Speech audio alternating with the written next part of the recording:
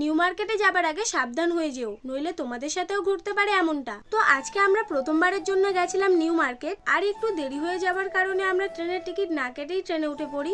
সেই কারণে একটু ভয়ও লাগছিল, যদি টিটি ধরে ফেলে তাহলে অনেকগুলো টাকার ফাইন দিতে হবে। আর তাই আমরা সোজা শিয়ালদাতে না গিয়ে পার্ক সার্কাসে নেমে যাই, তারপর ওখান থেকে দুটো শিয়ালদার টিকিট কেটে চলে আসি শিয়ালদাতে। আর দেখো স্টেশন থেকে বেরোনোর মুখেই টিটি দাঁড়িয়েছিল আর সবার টিকিট চেক করছিল।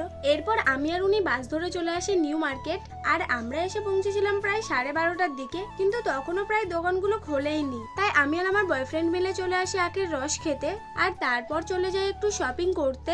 এরপর শপিং করতে করতে প্রায় বেজে গেছিল 2:45, আর খুব খিদে পাওয়ার কারণে দুজনে চলে গেছিলাম বিরিয়ানি খেতে। আর তারপর আমার উনি বললো যে লস্যি খাবে, তাই দুজনে 2 গ্লাস লস্যি নিয়ে নিই। আর হ্যাঁ, তোমাদেরকে যেটা বলছিলাম, এখানে আসলে একটু সাবধানে থেকো, কারণ এখানে অনেক মাসি, বাচ্চা আর অনেক বড় ভিখারি রয়েছে, যাদেরকে টাকা দিতে দিতে তোমাদের